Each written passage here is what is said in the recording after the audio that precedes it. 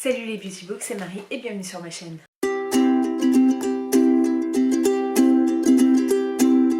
J'espère que vous allez bien. On se retrouve pour un book haul et il s'agit de mon book haul du mois d'avril. On est quasiment fermé, enfin on est mi-mai passé et je vous ai toujours pas fait mon book haul, mais j'avoue que ça va, à peu près.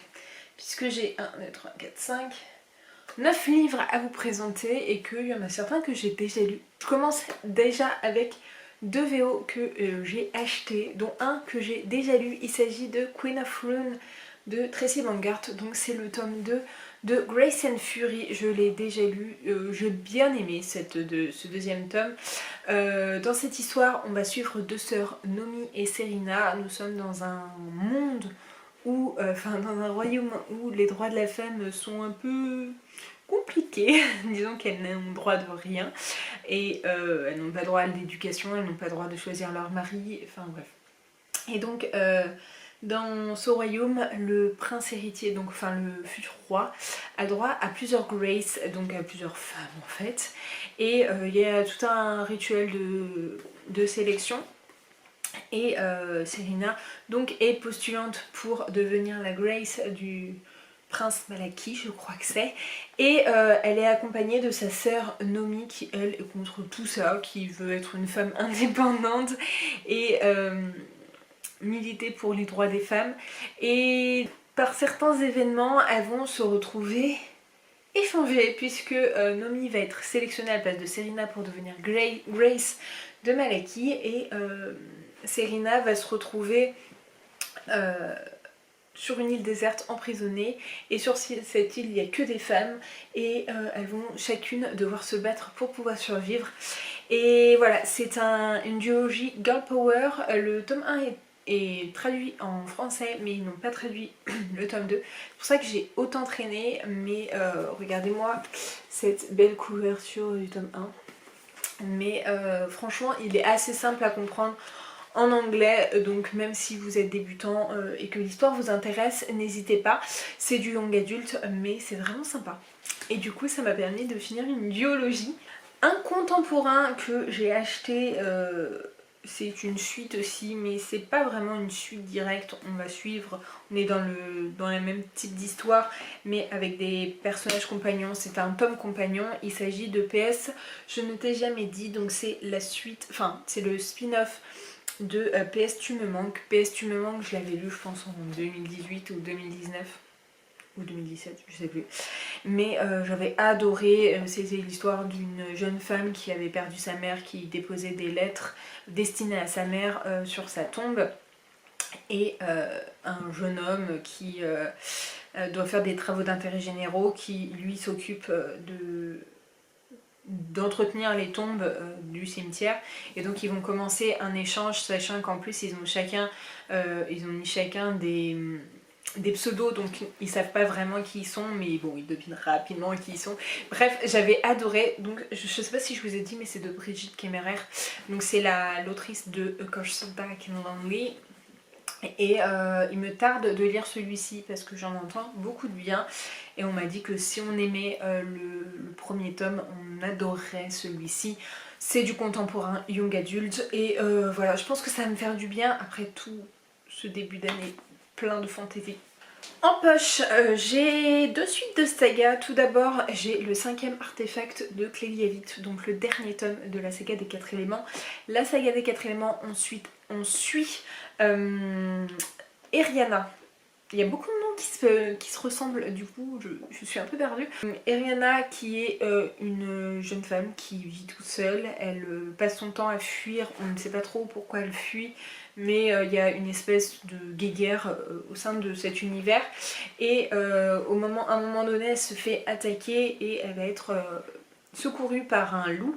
Ce loup va l'amener à une famille et cette famille dont le fils aîné est Cétriane, va lui apprendre qu'elle possède des pouvoirs, qu'elle fait partie de la maison des vents et du coup qu'elle va devoir aller avec eux pour suivre son apprentissage, pour savoir utiliser vraiment son pouvoir. Il y a une prophétie où il parle de 10 prétendantes mais une seule réussira à sauver cette prophétie. Donc ils vont être amenés à prévenir les autres peuples, puisque c'est 4 éléments: les vents, les terres, eau et feu. Et donc voilà, on est dans le dernier tome et j'ai hâte d'avoir la suite. J'avais adoré les tomes 1 et 2, le troisième était très lent, donc j'espère que celui-ci et que cette fin va être oufissime. Et ça sera ma lecture, je pense, dans mes prochaines lectures, puisque je l'ai mis dans ma palle du mois de la fantaisie et ça me ferait terminer cette saga. Un autre tome que j'ai acheté, il s'agit du tome 4 de l'Assassin Royal, donc le poison de la vengeance de Robin Hobb. Et là-dessus, on va suivre Fitz. Mais je pense que tout le monde connaît à peu près l'histoire de l'Assassin Royal. C'est Fitz qui est le bâtard du prince héritier. Il est envoyé, enfin il est mis à la cour à l'âge de 6 ans je crois. Il est abandonné par son grand-père.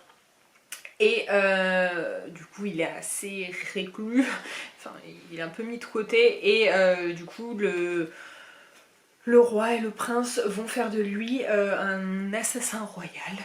Et voilà, donc on est au 4e tome, donc je viens de dépasser la moitié du premier cycle. Celui-ci est plus court que les autres.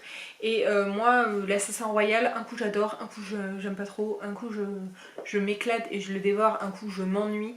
Donc j'espère que celui-ci va me tenir en haleine, mais c'est vrai qu'à chaque fois il y a des fins de ouf et du coup ça me donne envie de continuer. Donc voilà, le prochain thème ce sera celui-ci et je pense que je vais essayer de ne pas le faire trop traîner puisque j'aimerais bien finir le premier cycle cette année. Pour l'ordre, c'est premier cycle de l'Assassin Royal, ensuite les Aventuriers de la Mer, ensuite deuxième cycle, et ensuite il y a une saga, je ne me souviens plus du nom, et ensuite Le Fou et l'Assassin. Donc il y a quand même de quoi lire, mais je commence à peine, je n'ai pas commencé quand j'avais 15 ans, donc voilà.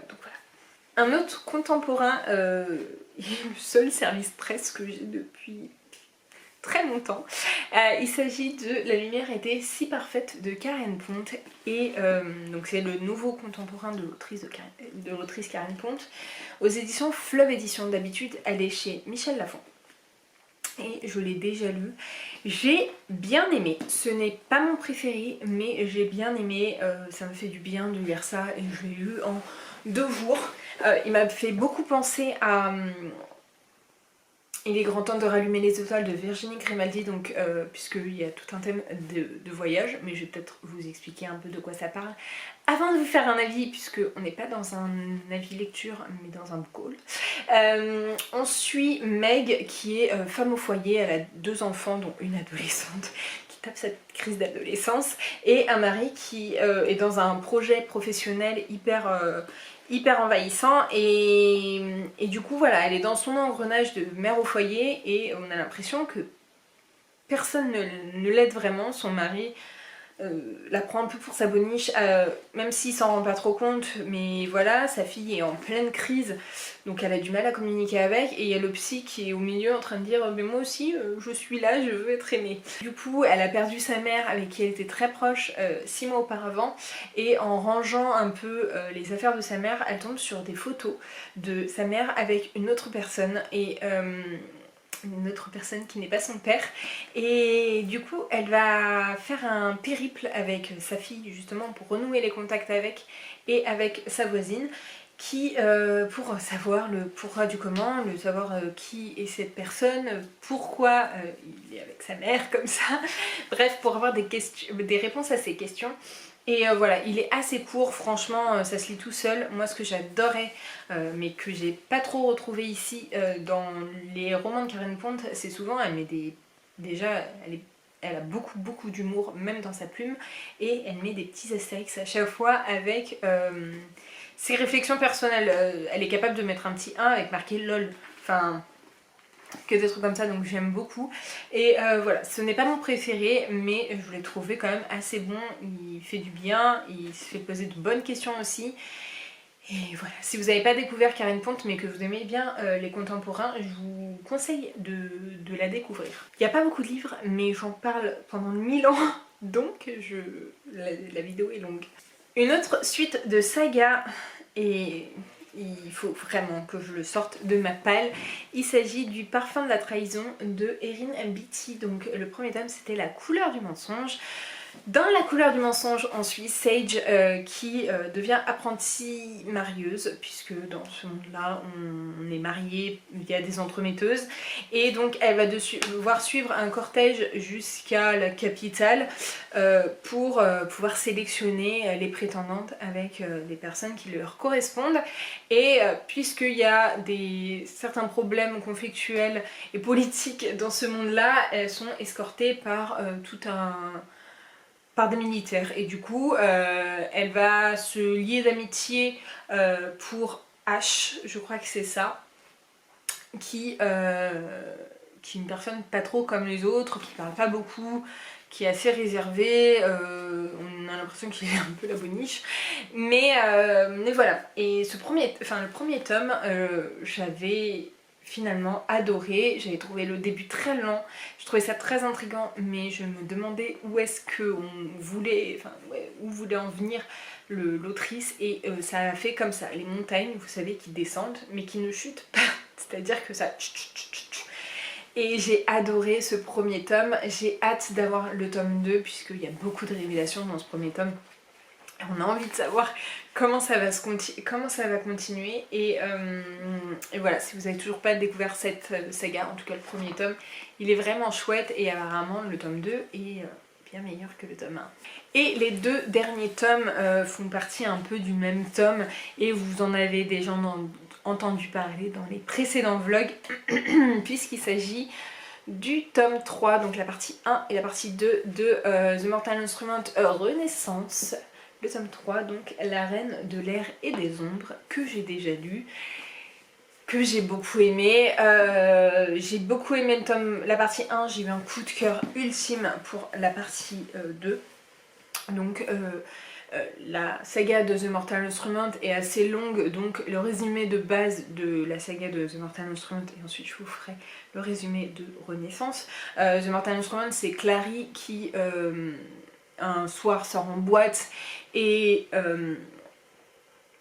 avec son meilleur ami, elle voit des étranges personnes tuer une étrange personne, sauf que c'est la seule à les voir, et donc elle va se poser pas mal de questions déjà, et les personnes ont l'air bizarres puisqu'ils demandent pourquoi elle peut les voir, et juste après sa mère disparaît alors qu'elle voulait lui avouer un grand secret.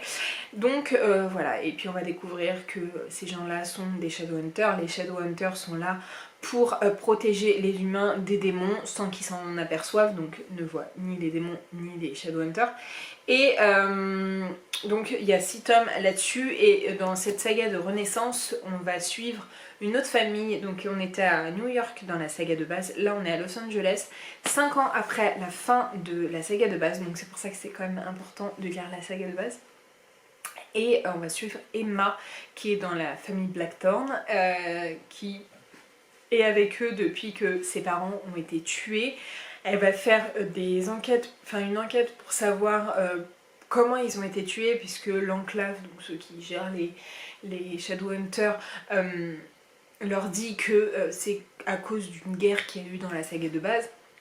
Et elle n'y croit pas trop, elle commence à voir des autres meurtres qui tendent à se rapprocher, et elle y croit de moins en moins, et du coup elle est aidée par son parabataille. Ils ont un lien très particulier, le parabataille c'est vraiment le frère de sang, ils ont un lien hyper particulier, et le fait d'être parabataille